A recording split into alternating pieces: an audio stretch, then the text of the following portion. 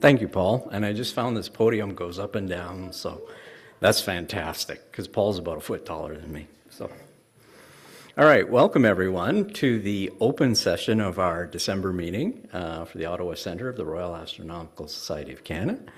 And we are recording this webinar for posterity, and it's available at our website at ottawa.rasc.ca. For those of you who are joining us online, we ask that, let's go back here, very sensitive button.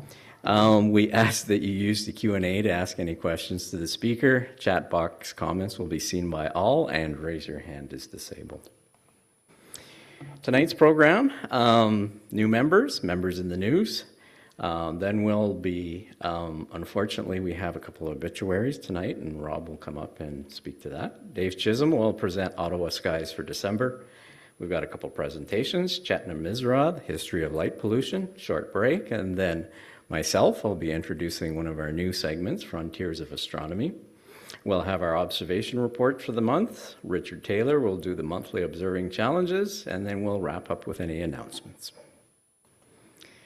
Welcome new members for November. We have quite a few. We've had 106 new members in 2025, which is fantastic. And this month, we have Martin Bender, Douglas Letnips, Benjamin Janssen, Yana Elias, Charlotte Petrick, I'm hoping I'm pronouncing these correctly, Chris Rainier, Megan Harding, Michael Petrick, Sashank Vadrevu, Thomas Cavanaugh, and Stanley Smallman. Are any of our new members for November here tonight? Yell out if you are.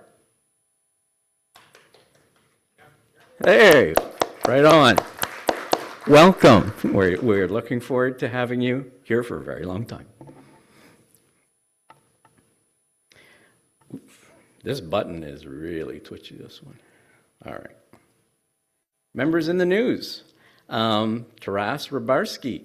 Taras is Mr. December. If you have the astronomy calendar from the RASC for this month, Taras has a beautiful picture in there for the month of December. I'm not sure if it's on the next slide. Yes, it is. Look at that.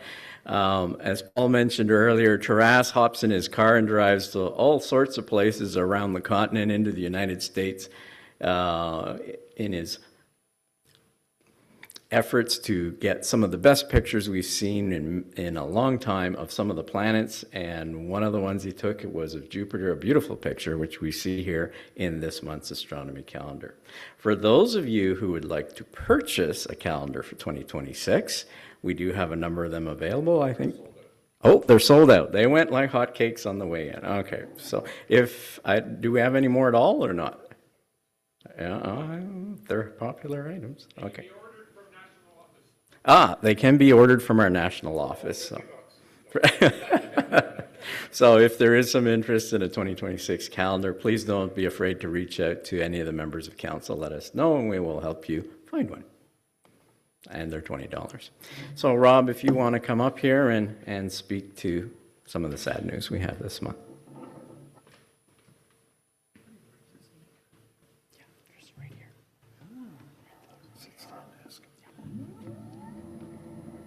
I like the sound of that. Well, John was a very dear friend of mine for over 55 years. And to put everything in perspective, friendships mold us from what we were into what we will become. My life changed direction when I joined the RAC back in 1969. The people I met, the discussions we had, literally redirected my perspective from a passive, myopic view into one of curiosity, science, and adventure. Some of these friends would become very famous, though most would not, but all were very important, especially on one's personal development. I met John in about 1970 as we both began our apprenticeship as meteor observers. The Ottawa Centre Meteor Program followed the rigor of the NRC professional program created by Dr. Peter Millman. Meteor observing taught us the visual techniques and knowledge that were required to move beyond being stargazers to being amateur astronomers.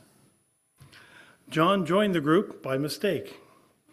He had a similar name to an observer from the previous year and was invited by the Meteor Group to observe the Perseids in the late 1960s.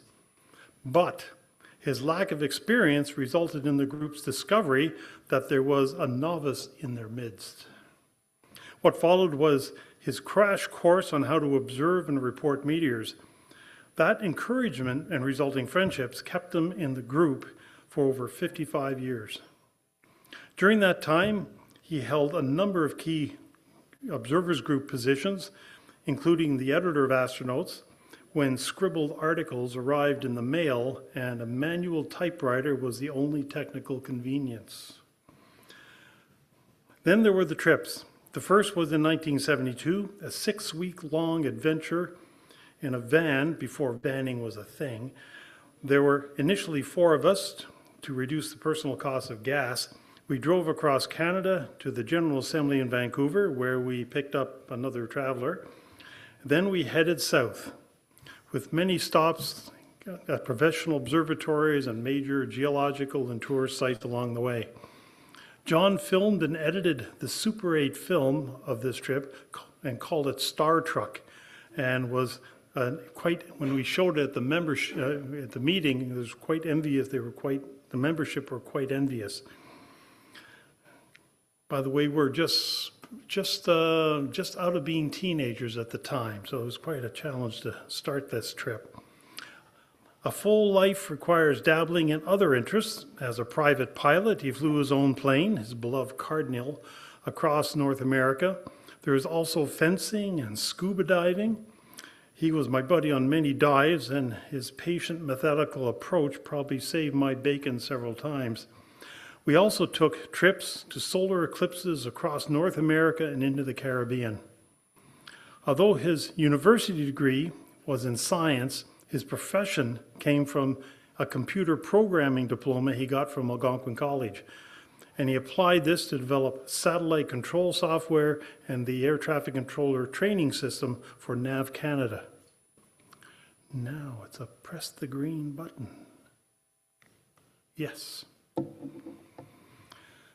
But of lasting value to the Centre are the recordings of Centre meetings and member activities. He recorded and edited the presentations from numerous professional astronomers who visited the Hertzberg Institute of Astrophysics. For example, Carolyn Eugene Shoemaker, Halton Narp, Alan Hildebrand, Wendy Vriedman, Alan Guth, David Schramm, and many, many others. He also compiled video and stills to preserve the history of our North Mountain Observatory and its relocation to Indian River Observatory. And most of these videos were donated to our Centre library. Most recent members may recall his animated works at the Ottawa General Assembly in 2017. We thank John for all his contributions to our Centre, and for those who knew him, his friendship. Now, he died about a week ago after a very long illness with congestive heart failure, and another fellow of the group who was really helpful for the last 6 years and helping John do things and so on was Kevin Curry. And we just found out today that he just died in hospital as well. 5 years John's junior. Now, Kevin and John met at NAV Canada. They're both programmers and worked on the same project. And Kevin was very keen on software and was even taking courses at Algonquin College to increase his knowledge in security systems and so on. He gave me a call about 3 weeks ago from his house in Maxville. Said he needed a bit of a boost to get out of his chair, and from there he went 911 into hospital, and he never left the hospital. So some of you who've been here for many, many years will remember sort of 3 people sitting at the top center at the back, and now 2 of them are gone. So normally things come in threes, so be careful on your way home. Okay? Thank you.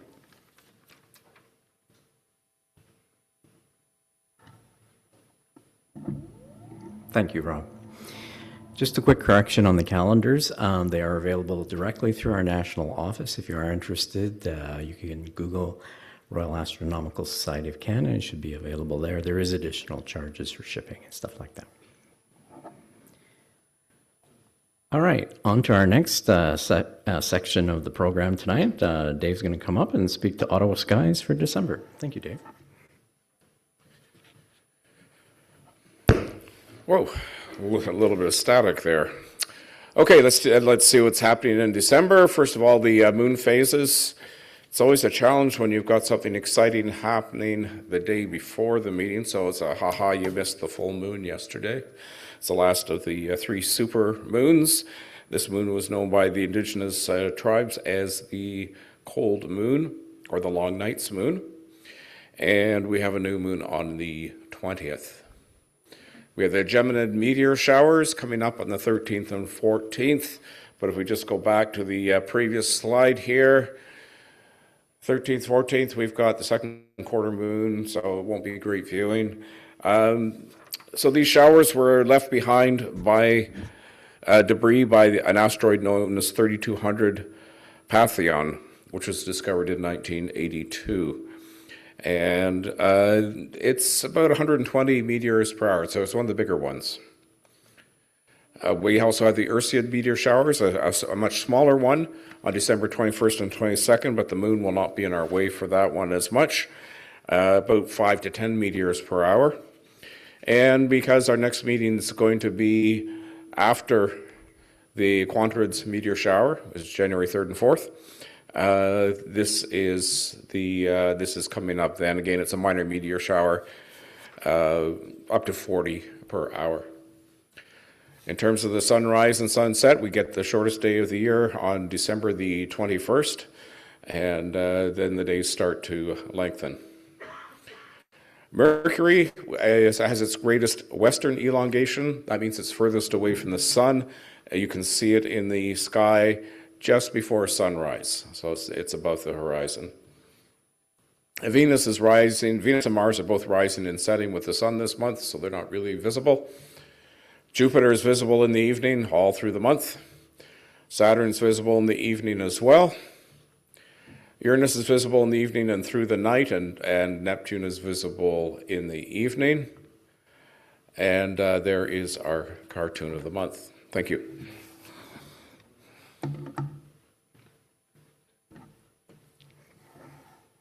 Thank you, Dave. The cartoon is going to lead into something I'm going to talk about in a little bit, so I appreciate that one. All right, our next speaker this evening is Chetna Misra, who's going to be doing a presentation for us on the history of light pollution. So Chetna, if you want to come on down, the podium's all yours.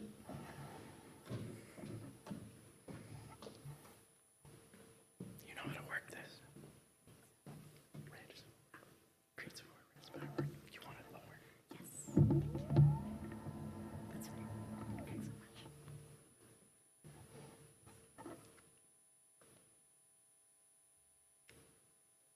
Hello, everyone. This presentation isn't about history of artificial lighting and how and when it was invented itself. It's about the story of how human habits around lighting have evolved over centuries, shaped not just by science, but by culture, society, and commerce. How these choices, made long before we considered their wider impact, have gradually brightened our nights and altered the natural rhythm of the world around us.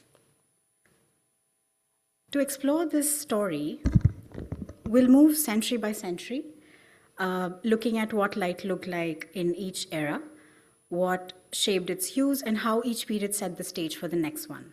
The events and examples you'll see today are ones I have intentionally selected. While many other factors influence the evolution of artificial light, I have focused on the key milestones that fit within the time we have today. The first known artificial light, the rushlights, dating back to early medieval Europe, was rushlights. Simple reeds soaked in animal fat. They were inexpensive and easy to make, but produced weak and smoky light. By the 1600s and early 1700s, tallow candles became more common, offering brighter illumination, yet still giving off soot and odor. Cleaner options such as beeswax and vegetable oil lamps were available only to those who could afford them at that time, leaving more households reliant on low-quality fuels that filled homes with smoke and poor air.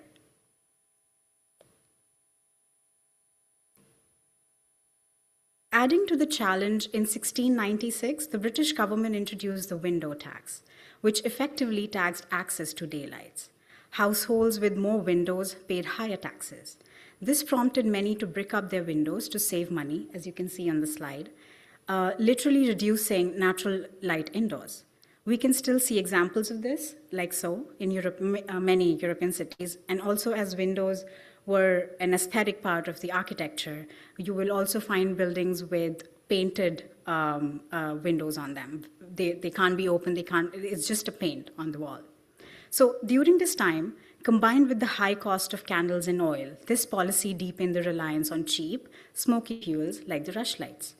These decisions, driven by economic interests rather than public well-being, shaped lighting habits that reinforced control over comfort, over sustainability, setting an early precedent or how light would be managed for centuries to come.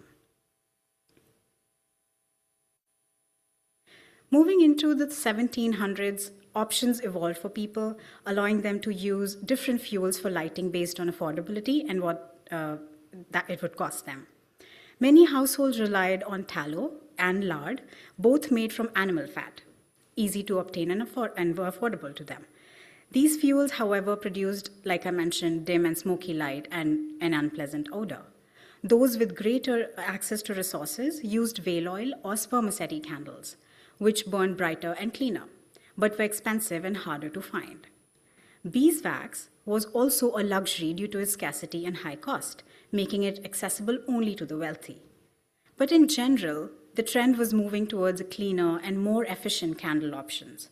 But as candle lighting became an essential part of daily life, industries began to scale up production for it to meet the growing demand. This led to widespread whaling and development of large animal fat processing operations, both of which caused significant environmental impact and harsh working conditions. But this wasn't really an issue, as environmental protection wasn't really a concern until the 20th century at the time.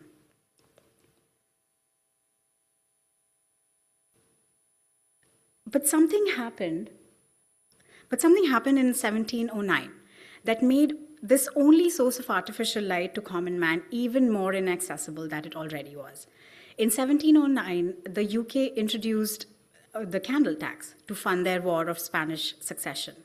A large portion of the population was pushed again to take up rushlights and other cheaper candles options instead of the cleaner options that were available. To create extra light, rushes were sometimes lit at both ends, like you can see in the photo. The origin of saying, burning the candle at both ends. Although the war ended in 1714, the tax remained until 1831, keeping the price of candles high for ordinary households. That's right, approximately 120 years after the reason that was given to the public for the tax wasn't even valid anymore. Then, in the early 1800s, the introduction of gaslight marked a major turning point in the history of artificial light. The first recorded public gas street lighting was installed in Pall Mall in London in 1807 by inventor Frederick Albert Windsor. And you can see sketches here, which were made at that time and of that time. These early lamps transitioned from oil to coal gas, which is a byproduct of burning coal that could be piped through underground systems to feed multiple lamps at once. In 1813, gaslights illuminated many of London and other European major streets, replacing oil lamps and dramatically changing how cities functioned after dark. This innovation marked the birth of public lighting and the beginning of the modern urban night. For the first time, light became a part of a civic infrastructure, something managed, distributed, and maintained at a city scale. It transformed nightlife, safety, and commerce, but it also introduced the idea of the always-on city, where natural darkness gradually disappeared from public spaces. Then came the golden age of artificial lighting. Thomas Edison, which is said that he invented the practical incandescent lamp in 1879, transformed how people lived and worked. Incandescent lamp was not discovered by Edison, as many of you may know. Among other scientists, it was Humphrey Davy. But what Edison did was he made the incandescent lamp usable. He made the grid system and every component that helps you make it usable for us. What began as a luxury for factories and wealthy homes quickly spread as electricity networks expanded around the cities, turning light into a symbol of progress and modernity. For the first time, the night could be fully conquered. Streets, shops, and homes all glowed at the flick of a switch. Now, on this slide, you can see a few original advertisements by the leading lighting manufacturers of the time, like Philips, Osram, Tangram, and GE lamps.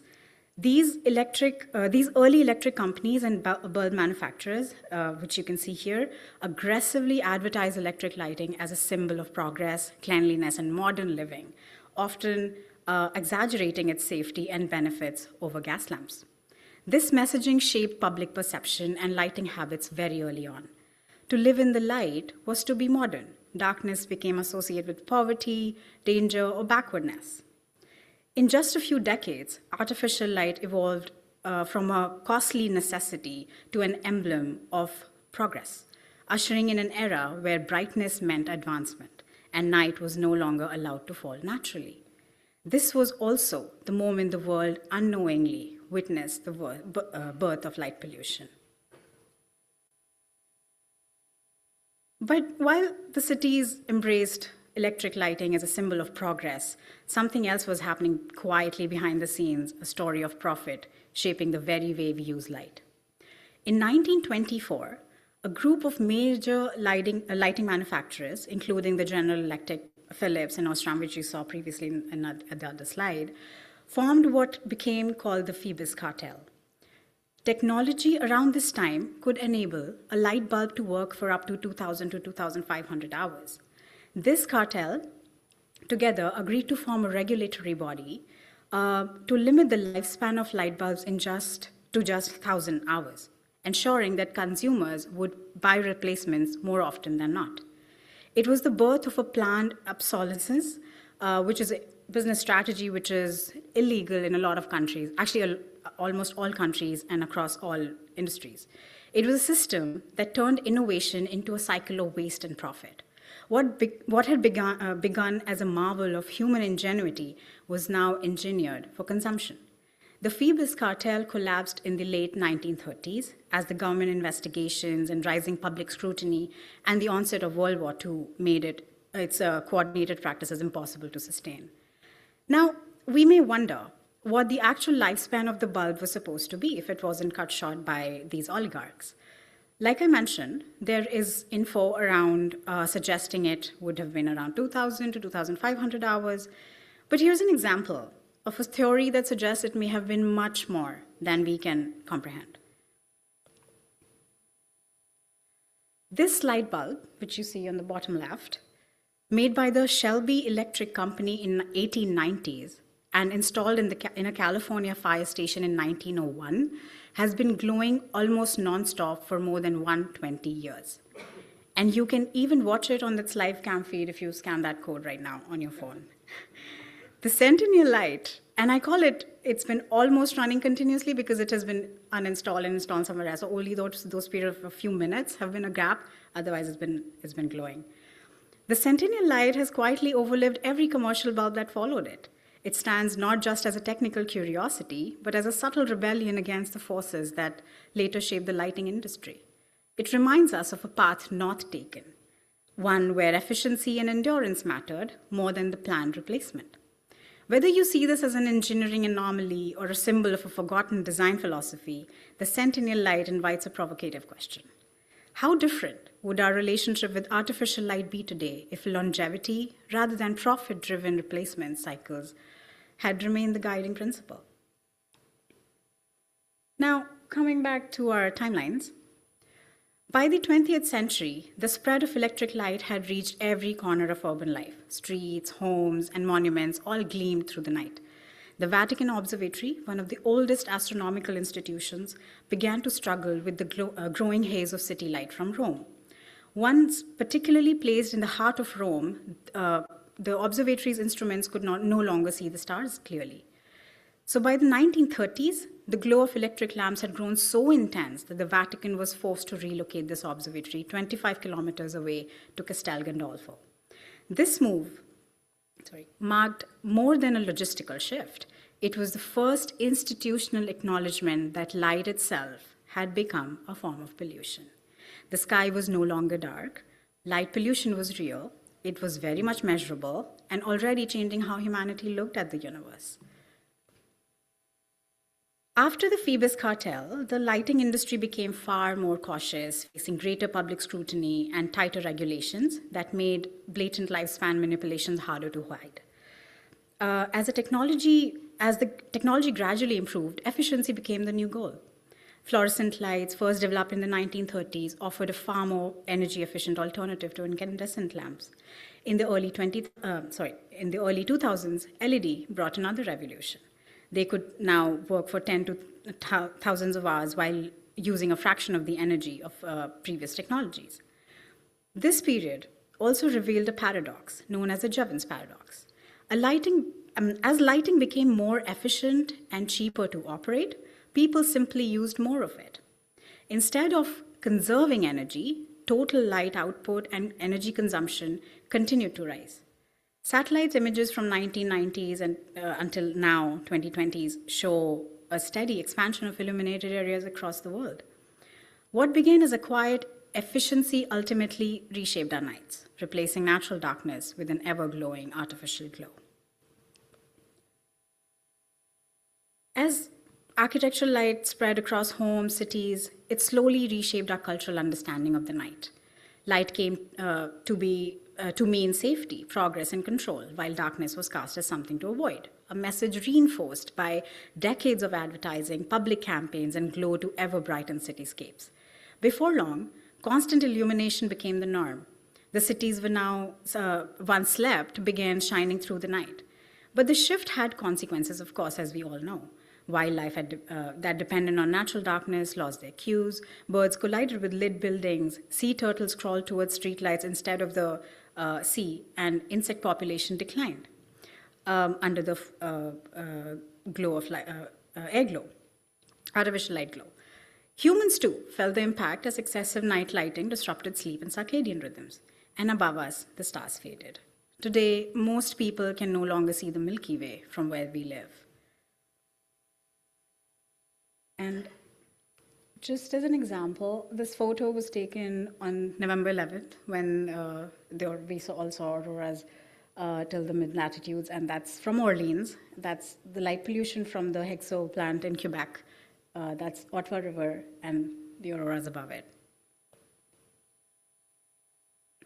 Over the past decade, a global counter-movement has emerged in different parts of the world, not to reject light, but to use it wisely.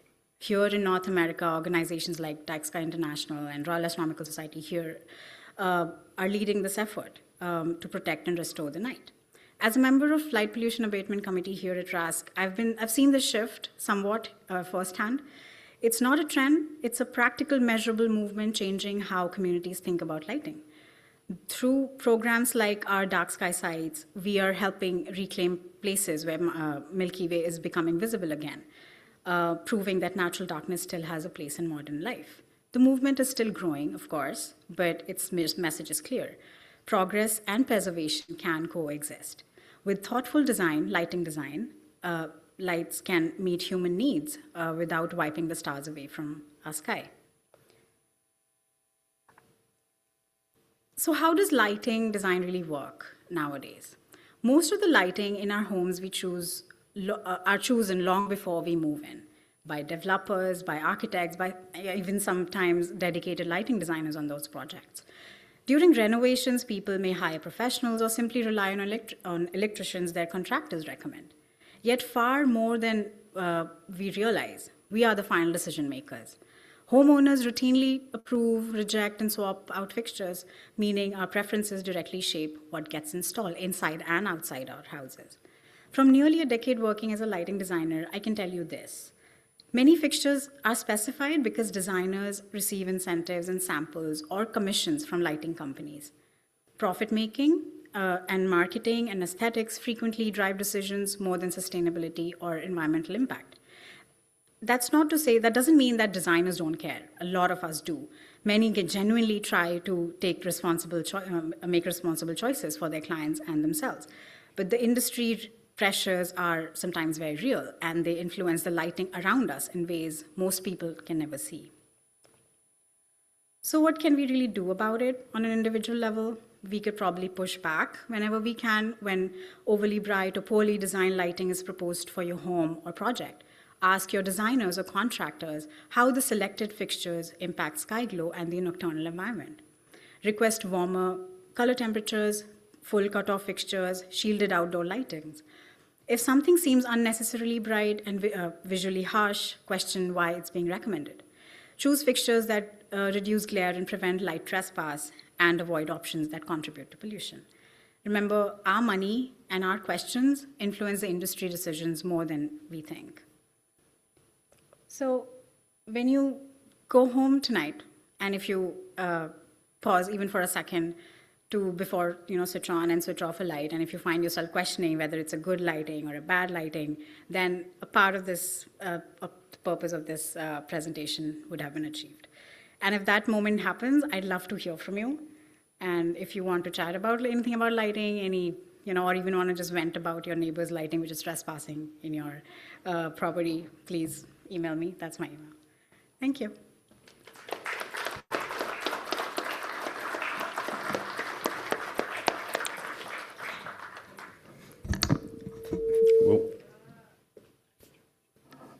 Thank you, Chetna, for your very informative presentation on lighting. And we often take lighting for advantage and not think about the impact on the dark. And as we know, light is, at nighttime, the enemy of what we're trying to do on the astronomy side. So, Paul, I was just going to think, how are we doing for time? We're doing very well. Okay, so I think I'll just go through this one quickly and then we'll take a break.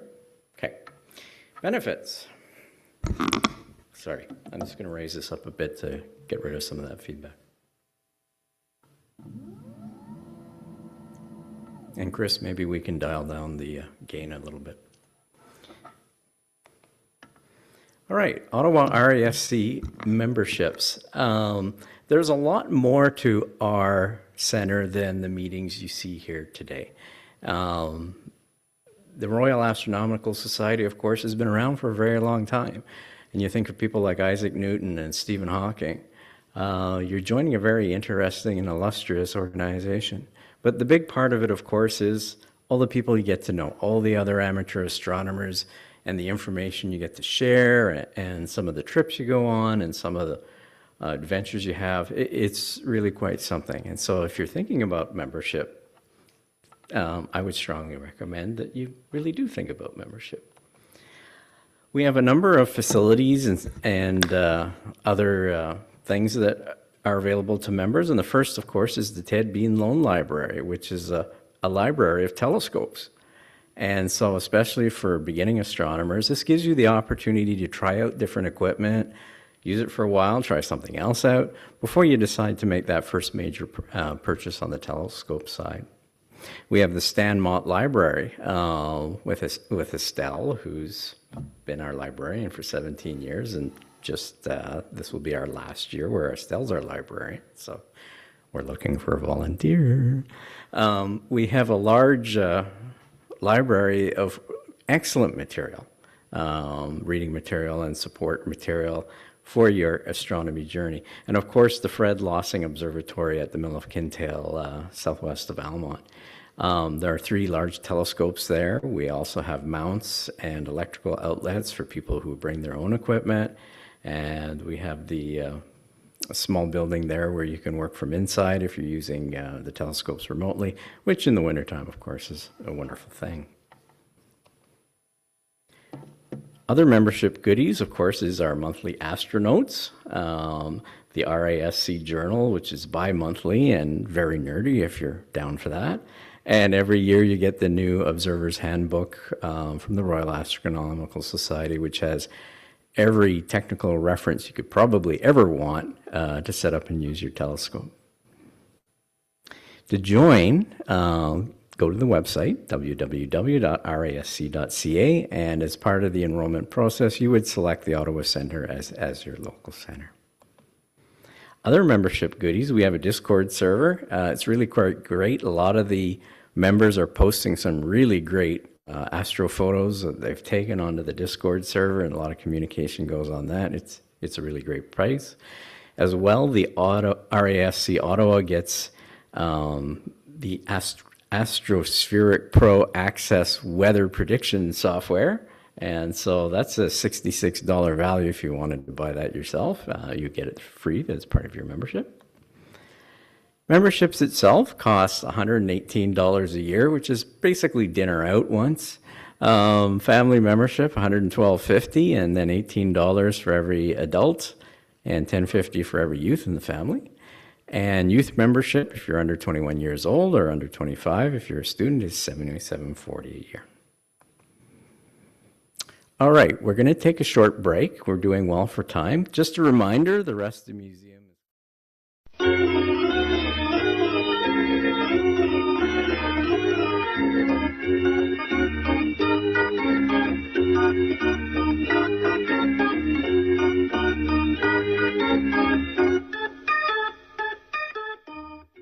carry on with the second part of our public meeting this evening.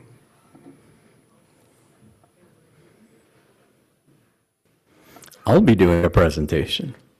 Woohoo! All right, we're introducing a fun new semi-regular presentation that you're going to see from time to time, which we're calling Frontiers of Astronomy. We've all been here, and this is probably a big reason why we've gotten into astronomy. Out on a beautiful summer night, away from the city lights, looking up at the stars, looking with amazement at how beautiful it is in the Milky Way, and as we've gotten out from the city, being able to see so much in the sky. And that's led to a sense of wonder, the wonder of what might be out there. And all those questions starting to instill a sense of curiosity, which drives one to explore and look for answers. And so the section on Frontiers of Astronomy is going to be about that. It's a new presentation we're going to do on a semi-regular basis, maybe the first one in February, that's really aimed at some of our newer members, but will also have content for our much more seasoned members as well. Not a lot of math, but a lot of discussion on topics that drive your curiosity, that may create more questions than answers, and help bring back some of that wonder as we look into the night sky. So what I'm going to do tonight is a bit of a teaser trailer on some of the topics that I'll be covering off in the year and a half ahead. And these are just ideas, and I'm looking for feedback and looking to hear what you might think is something you really want to hear about. So let me get into it. One of the ones I'm looking at originally is the Hubble and James Webb Space Telescopes. Together, they've advanced our knowledge of cosmology tremendously.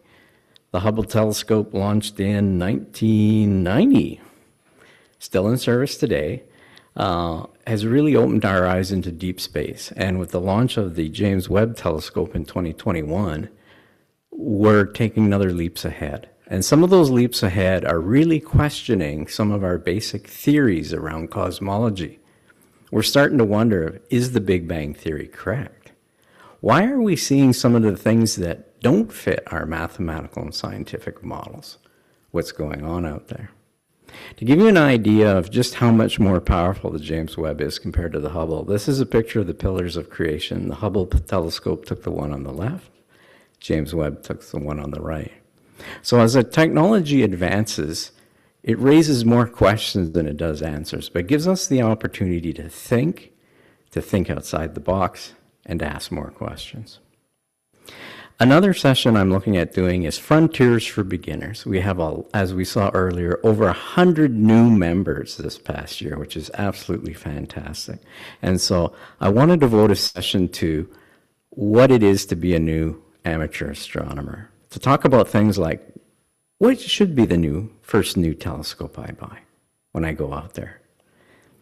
How do I find my way around the night sky? What are some of the big constellations? Where do I find the Andromeda Galaxy? Pleiades, where's that? what is some of the reference material I should be looking at, whether I sign it out from our library as part of Ottawa Centre or go out and buy it myself? What are the kinds of reference material I need as a new astronomer? And of course, what kind of software and apps are out there to really help me along? Because there is some really great stuff. And so I'm looking forward to doing this one for all our new beginners. Advancements in digital astronomy. I'm going to do a session on the C-Star S30, which was our door prize at our dinner the other night, or last month, I should say. I actually purchased one of these myself a few months ago, and wow. Talk about power being put into the hands of the amateur astronomer.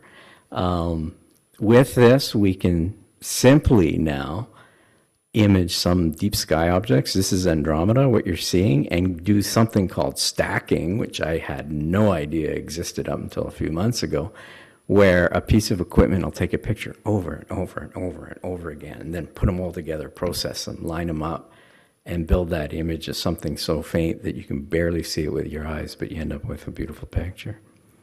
The C-Star I found to be, the setup was a little bit interesting, but once set up is amazing to use. It really makes it easy for the amateur astronomer. And for under $1,000 now, you can take beautiful, beautiful pictures of the night sky and really deepen your understanding of some of the deep sky objects out there.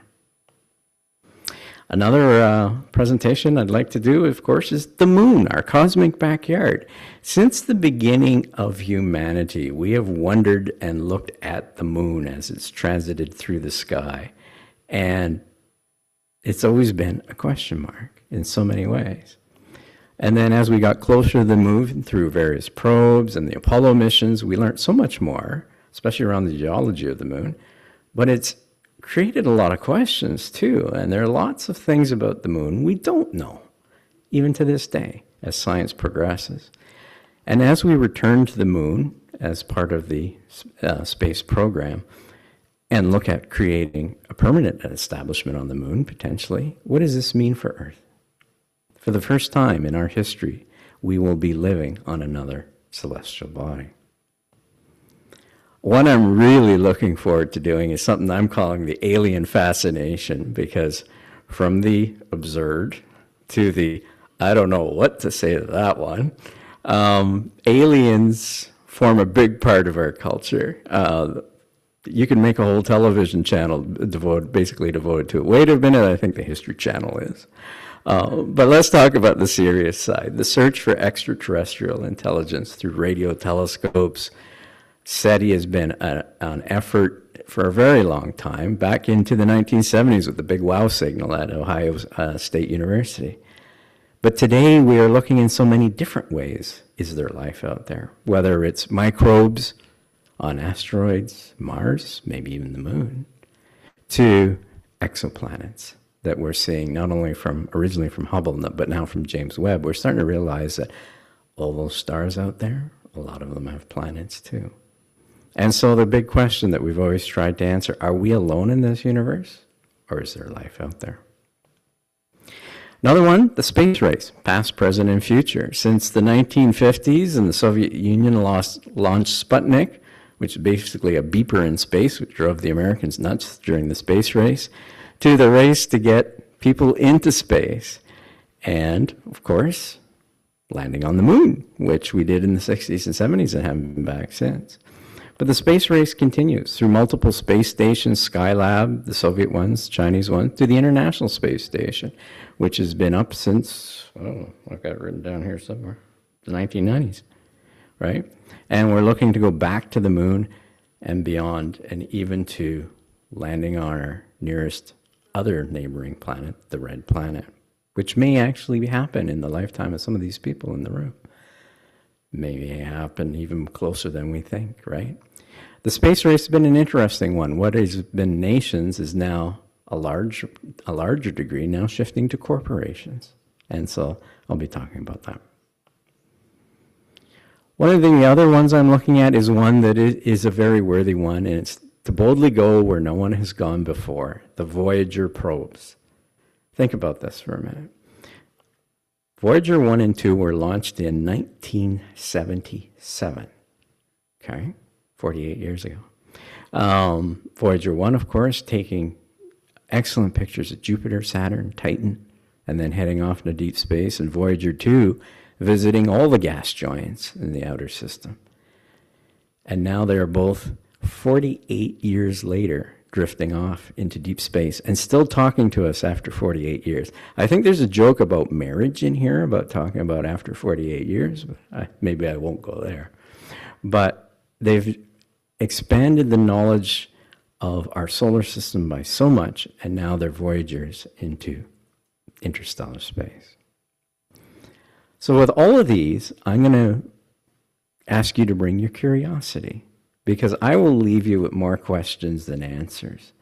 But that's what Inquiring Minds is all about, because that's how science moves forward, is by asking questions and thinking about stuff and wondering with amazement and curiosity. Because at the end of the day, the truth is out there, but it's up to us to find it. So any thoughts, feedback you have on some of the topics I've listed here going forward in the new year that I'll be fleshing out more detail, or even other stuff you want to see, don't be afraid to reach out to me. Jonathan King at ottawa.rasc.ca. Thank you.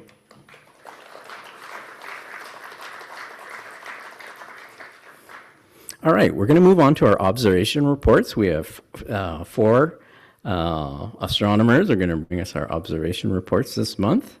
And the first one up is Jim. Come on down, Jim.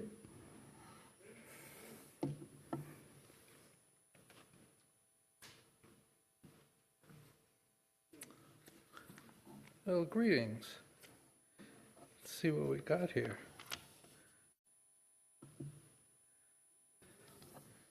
Here is a familiar sight, M42, the Orion Nebula, a stellar nursery 1,500 light years away, located just below Orion's belt. M42 is the closest star-forming region to Earth. So, off the south balcony here in the city, I set up the William Optics 81mm refractor and Malenkamp Skyraider camera with the Antlia 3 nanometer filter. I took 1,000 frames, stacked them in auto-stackered, and post-processed them, the image, in Topaz Studio 2 and Affinity Photo 2. And I really like the way the light illuminates the surrounding gas, but the core could have been less saturated a bit. Anyway, there we go. And here is a solar animation taken off the same south balcony. Is it moving? It's moving very slowly, but nevertheless, the prominence in the middle is a huge one, giving off plasma mostly in the left direction. And it's really, I found it to be really an interesting interplay of energy that may resemble a lifelike image to the creative mind. And I think some people in the audience may know what that means. This is a recurrent animation, and it represents 60 minutes, 60-minute time period. Thank you.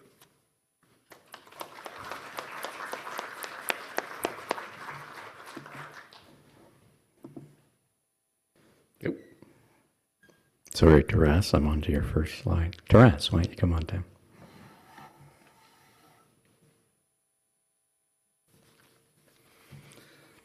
Hello, everyone. So this year, for me, was year of Saturn, who never disappoints an observer with its constantly changing image.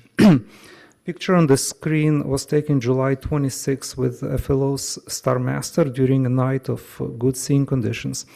What's special about it was the combination of angles that define direction of sunlight, rings tilt, and our point of view, which resulted in seeing the unlit side of the rings. It probably have to use the flashlight. It looks darker in the picture, but it would be still quite bright for an observer who looks at the planet through the telescope. So the rings were lit from underneath, and that's why the part which we see, it's much darker. Let's go to the next slide.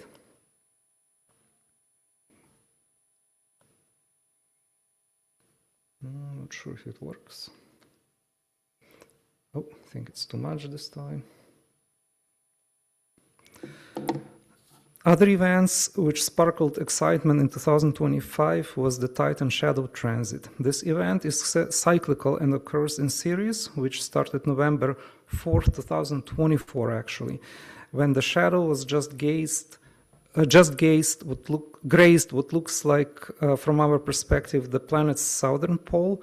But so on this picture, it would have been somewhere here that time. But it was difficult to observe it back then because of its duration and timing.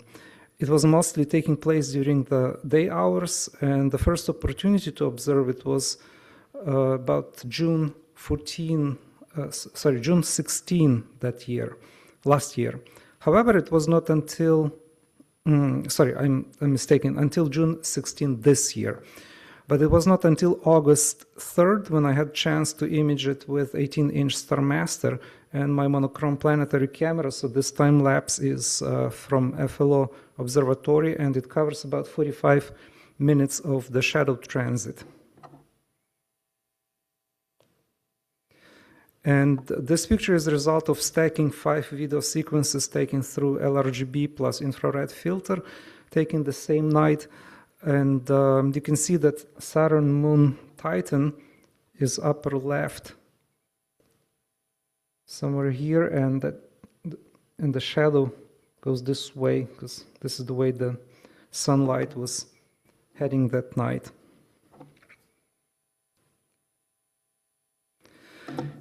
Now, the orbital period of Titan's rotation, orbital rotation around Saturn, is 16 days. So the next opportunity to image the transit was August 19th, and I missed it. However, another 16 days later, on September 4th, there was another transit, but our skies in Ottawa were covered with clouds. The closest location with more or less clear skies was Salaberry-de-Valleyfield, suburb of Montreal, where I went to with my 8-inch Schmidt-Cass and the color planetary camera. I found a place with wide open view to the southeast, on the shore of St. Lawrence River, but smaller aperture, wind, bad seeing, and some other factors resulted in much lower time-lapse quality, although I still wanted to share this with you. I think it's a bit too dark probably, but I hope you see it well. And again, this same night as before, I used the filters and monochrome camera to take the sequential sequence of videos which I stacked and combined into LRGB image that you see on the screen. You can see that the moon is much closer to the planet this time, while the shadow raises up towards the North Pole. So the moon is here, the shadow is much closer to the pole. Another 16 days later, a trip to FLO. This time, color planetary camera was used with observatory's 14-inch Schmidt-Cass. This time-lapse covers more than an hour of imaging. The seeing was variable. You can see some individual frames show a bit more details. But what's strange is that the shadow looks double or almost double in this image or time-lapse. And there is no, this time, Titan visible at all near the planet. And the answer to that was clear after I took some stationary image, same idea as the previous times. And after it got processed, it showed that what looked like a lower part of this double shadow is actually Titan itself. So just the moon was not bright enough, and it was about the same brightness, or sorry, rather even darker than planet's surface, and therefore it appeared as a double shadow. The shadow itself is much closer to the pole, as you see, so 16 days even after that, later, it would have been just grazing the pole, and probably it wouldn't be a really big event to image, and I skipped on it. And now with this sequence of, or rather series of transits, the next favorable moment for that will be April 8, 2054. So it will be quite a long time to wait for that to happen again. Another event that some of us eagerly eagerly expected during our last RASC party at FLO, which was November 22nd, was Titan's transit above Saturn's surface. So not the shadow, but the moon itself was transiting the surface. Also, one of the moons, Rhea, was expected to show up from behind the planet and traverse almost exactly in the same plane where the rings are. And the best timing for that was around 6 o'clock. But alas, clouds prevented us from observing this event. My attempts to image the planets through the opening between the clouds were futile. It was not until 9:50 p.m. when the clouds eventually parted, and I was able to take this picture with 18-inch Star Master. Probably was first light for this telescope after the mirror was recoated by Rick Scholz and the telescope was recollimated by Matt Weeks. The view of the planet through the telescope was amazing. Thank you, Rick and Matt. The image in the lower portion is the same as above, but I stretched the histograms so to show the 5 of the brightest Saturn's moons, including quite dim Enceladus, which is somewhere here. There is a conjunction, occultation of Dione and Rhea here, Titan, and Thetis, if I'm not mistaken.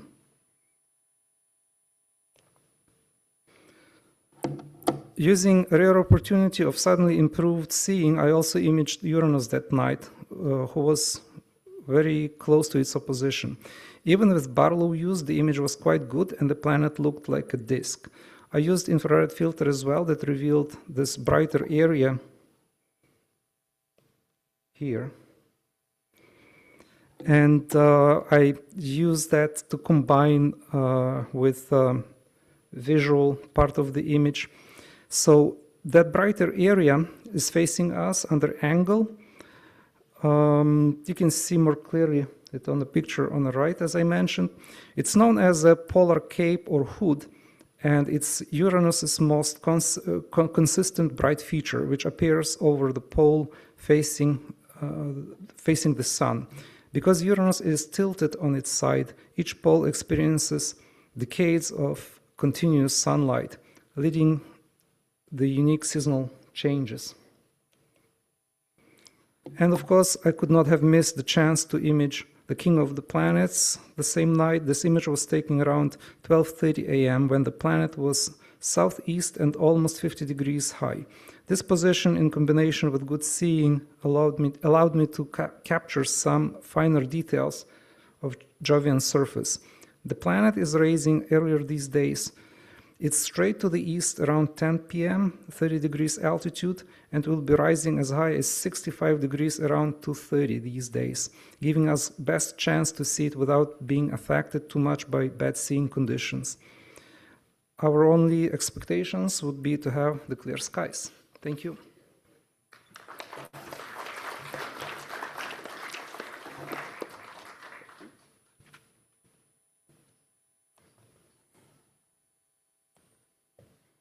Paul, you're up next.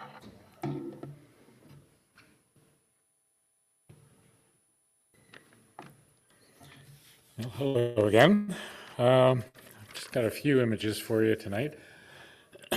November was certainly a bit of a challenging month for doing some clear sky work. Most of the clear nights were in sync with the full or near full moon. So it takes what you can get. I was out actually on the evening of Remembrance Day, November the 11th, and I was actually just doing some stuff in my backyard in the evening there when I noticed that the sky was brightening in an odd way.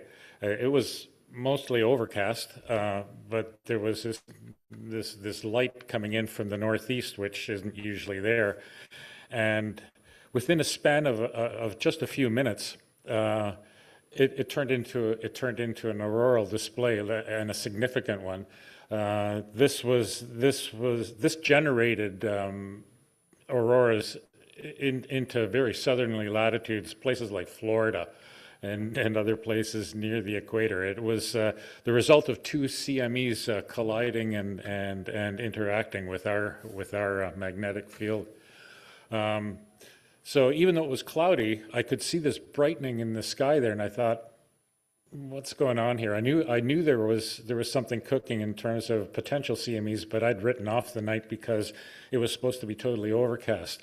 What happened was out in my way, about 20 odd kilometers southwest of FLO, I got a sucker hole that was just passing by, and I should have thrown more images in tonight, but it generated a beautiful aurora. There was stuff like this coronal aurora coming in overhead, bright red streamers and green, but it lasted for like 25 minutes, and then it started clouding over again. So I had a few good shots like this. You can see the Pleiades almost near the crest of the, see if I can get the laser going there. The Pleiades there, and Aldebaran and Taurus down there. I think, can we see Orion? No, Orion's just out of the field. And it was beautiful, and it was changing so quickly. It was just amazing. And then the clouds started rolling in, and it was mostly a red aurora, and actually turned out to be kind of a spooky looking night that night. It would have been great for Halloween, because as the clouds moved in, the red seemed to intensify, and this is what I was seeing in my backyard. It was crazy. The low-lying clouds that were moving in were all being illuminated by the red auroras on their top side, and streaming through like red flames across the sky. It was really cool.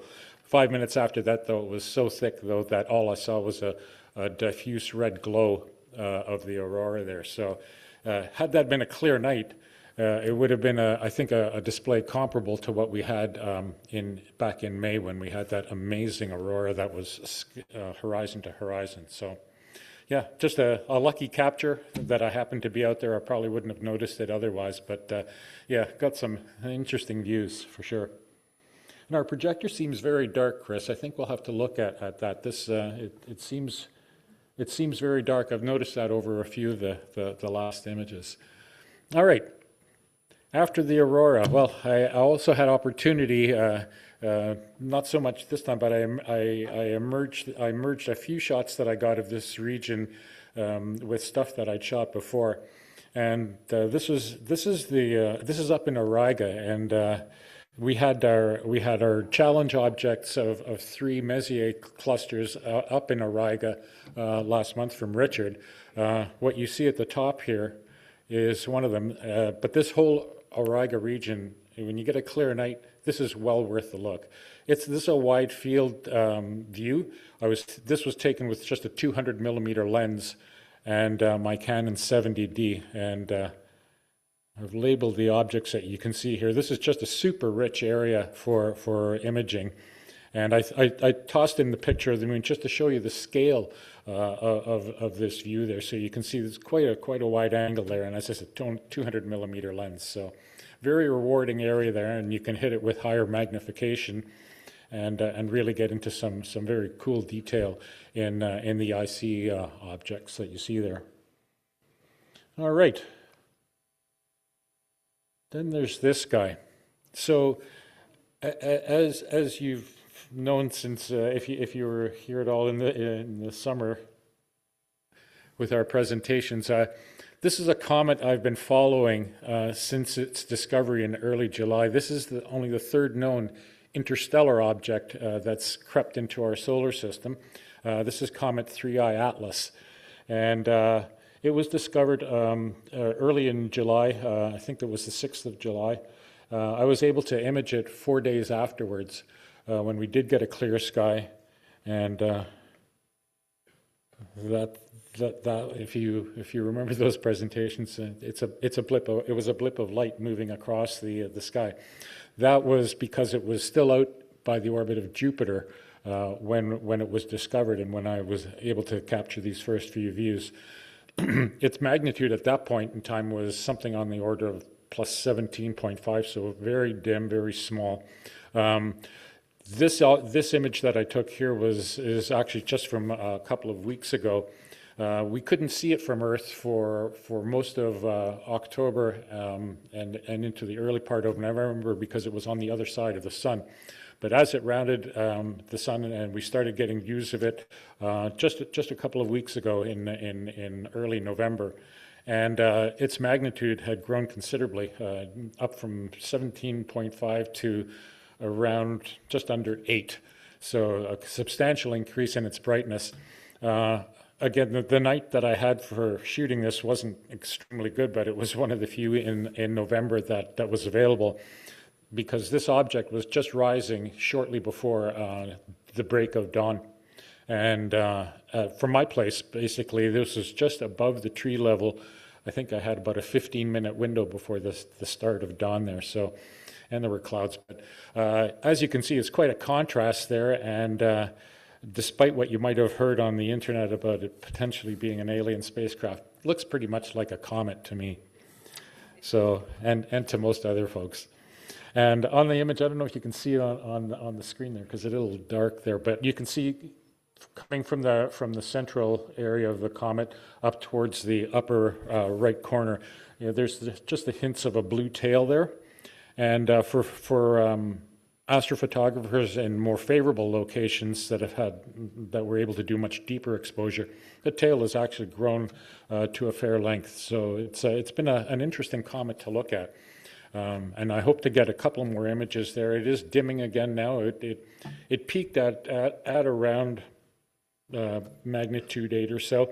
It's down, I think, about magnitude 10 now. So it is dropping as it begins its journey back out of our solar system. So it's been an interesting and challenging target to follow, especially in the summer months where it was really just one dot amongst many. Yeah. It was a good hunt.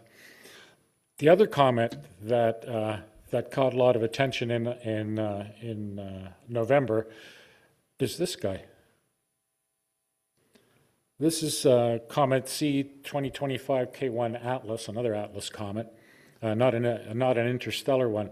But this comet was put on a fairly nice show back in October, so it wasn't super bright or anything.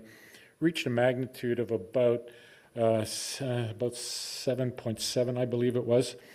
But what happened in early November, so again, just about 3 weeks ago, observers started seeing the thing fragment, like it was breaking up basically after it did its closest approach to the sun.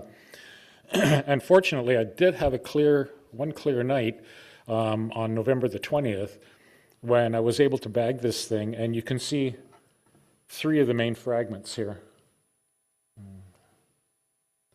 Just down here, there were basically the main body had fractured itself, and these 3 large boulders basically were just moving through space together. I was hoping to do a sequence. Once I saw that I could get this thing, and because again, it's not super bright or anything at this point in time, I was hoping to get a sequence where I could see them spread apart in that. But within days of taking this picture, apparently the lesser fragments that broke off basically shut off. They disintegrated, or they continued to be pulverized and just contribute to the dust tail.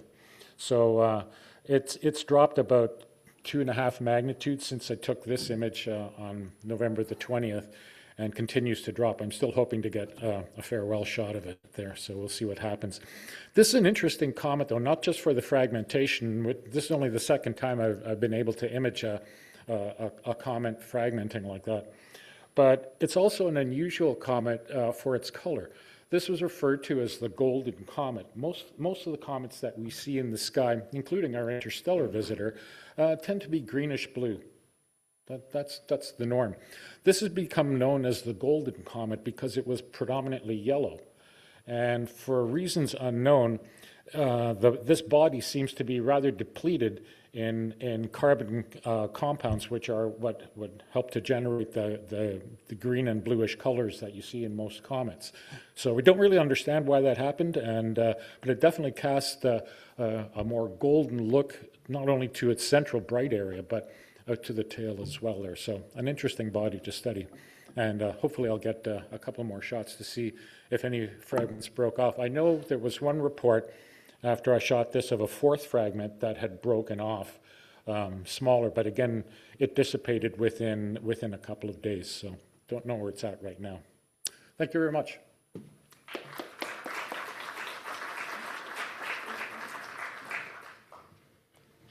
All right, moving along. Richard. And you're also going to do the challenges for next month, right? Okay, as others have said, this has not been a great month for the weather, so I didn't get the chances I was hoping to take pictures of the targets in Auriga. However, I did get out one night on the 18th of November, and then I found there was another problem. Auriga was rising right up through the hydro wires in my backyard. So again, I didn't get much of a chance to use my telescope, which is on a pier that's in a fixed location. And I did have a chance, though, to get a picture of the constellation as a whole, because I put a new camera and zoom lens on a portable tripod and pushed it right up against the house, and then I could get a clear view of the constellation. So it's a fairly big constellation and somewhat pentagonal shaped. Let me just see if we got here. Yeah. So there's the brightest star, Capella, and then the constellation goes around here. Well, actually, I have the next picture. There we go. And I was still fiddling with this new camera and the telephoto lens, so I didn't quite zoom out far enough to get the other star in the peak of the pentagon there. However, the three Messier clusters are bright enough that they show up in binoculars very easily. They show up in a simple telephoto on a camera. This is no tracking, no guiding, no nothing. It's just a 6-second exposure. And you can definitely see the three Messier objects there. And this is the same photograph, but zoomed in and rotated so that you can see M37, M36, and M38. Really lovely, lovely place in the sky to explore with binoculars. And then if you have a camera and can take a nice wide field, as Paul showed us, that there's a lot of nebulosity in here as well, but you need longer exposures for that. So I didn't get any other pictures of the nebulosity, but I've pulled up an older photograph from last, actually February 2024. And this shows a closer view of the Flaming Star Nebula. Now, I used a camera with a very narrow field of view here, so the actual nebula extends way up in a sort of a comma shaped here. So this is only the brightest part around that fairly bright star. And as I mentioned last month, the star there is actually a renegade from the trapezium area. It's moving quite rapidly, and we think that a few million years ago it actually was formed in Orion in the M42. Now, I did manage to get on that same evening a picture of Saturn. Not quite as good as Taras, but you can again see the shadow of the rings going across the center. And very, very faintly, you can see just a little bit of the rings on either side. But as Paul also mentioned, I think the screen is pretty dark tonight. So I have posted these on the Discord server, so if you want to take another look, that's where they are. Okay, moving along to next month. Okay, these are the ones for this last month. The constellation of Auriga, the line of the 3 open clusters, the Flaming Star Nebula. Now, I didn't get pictures of the Spider and Fly yet, so I still challenge myself to find those. And there is another piece of nebulosity that I don't think anybody in our club has taken a picture of, but I did see some pictures online. And I think I'll just leave that up there as a ongoing challenge if you get a chance throughout the rest of the winter of taking pictures of the very, very faint nebulosity in Auriga. We did have quite a few pictures on the Discord server, so congratulations to Mark and Xavier and Tony, and of course Taras has shown us his lovely pictures of Saturn throughout the year. So for the next month,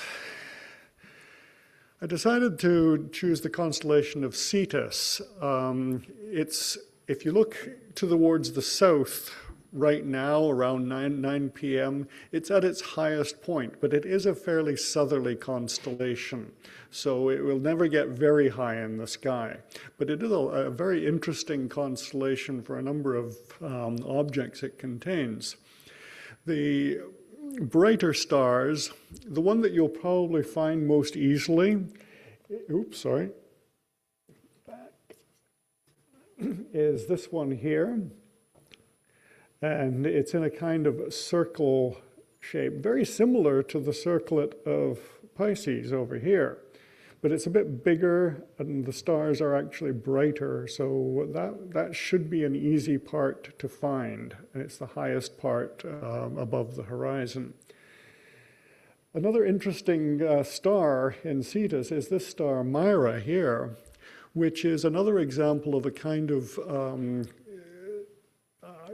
what do you call it, a variable star that sets the stage for others of the kind.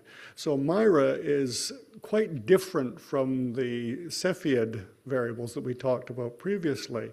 Misra variables are very slow to change brightness, but they change over a very enormous range of magnitudes. So Misra is sometimes quite easily visible to the naked eye, magnitude 2, and then it gradually fades out over months and diminishes to magnitude 10, and then brightens again. So Misra is also known as the Wonderful. It is quite an amazing star if you watch it over a very long period of time. So anyway, see if you can find it. As I say, I think the thing to look for would be this circle and then the stars leading down.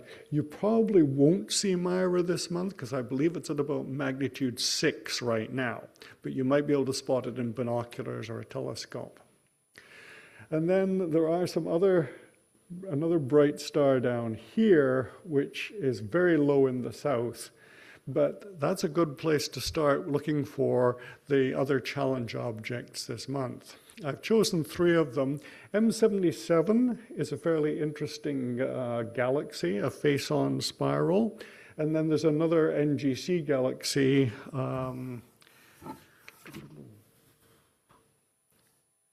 NGC 1055, which is an edge-on spiral. And you could probably capture both of those at once.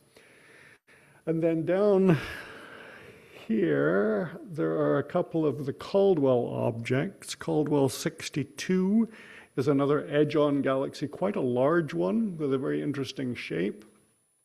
And Caldwell 56 here is a planetary nebula, very faint, somewhat circular, but with a piece missing from it. So it's actually sometimes called another Pac-Man nebula, and not the one we've seen up in the north, but very low in the south, a kind of circle with a missing piece.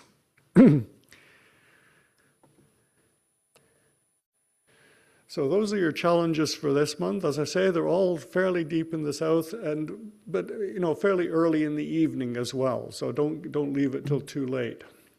And then for the solar system object, I thought it was about time to look back at the moon. I haven't seen very many pictures posted on the Discord server recently of the moon, but one thing I did see was somebody asking for help in how do you actually get a good picture of the moon.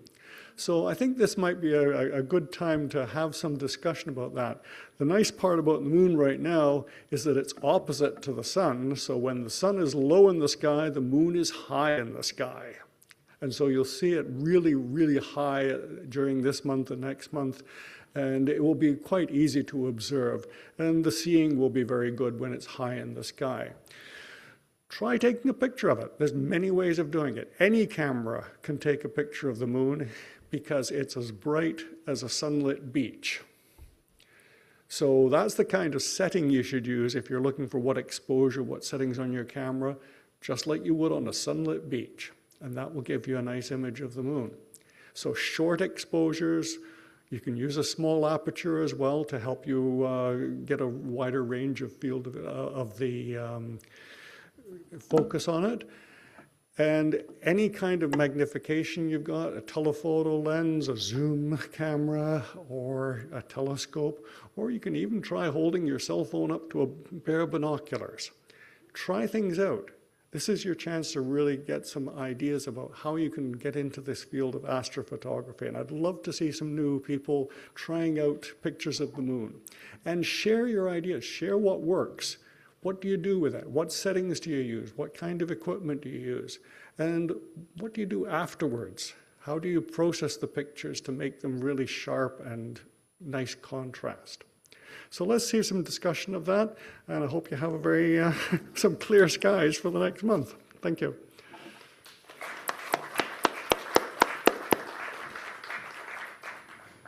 Thank you, Richard. We're going to zoom through the rest because we're running a bit over. Estelle's pick of the month is astronomical sketching, a step-by-step introduction. Fred Lossing Observatory, we talked about that earlier. For the members out at the Milliken Tail, our 3 telescopes out there, as well as various mounts for people who bring their own telescopes. Star parties for the members only at the Fred Lossing Observatory. Next one's on December 20th, which is a waxing crescent moon. Club information, Flow Director Richard Scholes. The librarian position is open. Ted Bean, Equipment Loan Library, Peter Schut. Coffee and Conversation position is open. And membership info, Art Fraser. Thank you, everyone, for attending this evening, both members and the public. I don't have the numbers here. That's a typo up there, but it's 82 people tonight. 82 people tonight attending. And of course, the listing of all the organizers and speakers, thank you very much for all those who presented this evening. Our host, the RASC National Office and Zoom, and any comments and ideas, please send to meetingchair@ottawa.rasc.ca. Our next meeting, 2026, Friday, January 9th at 7:30 p.m., same place. And just a reminder, the museums are closed. And thank you, everyone. And that closes our session for tonight, for December.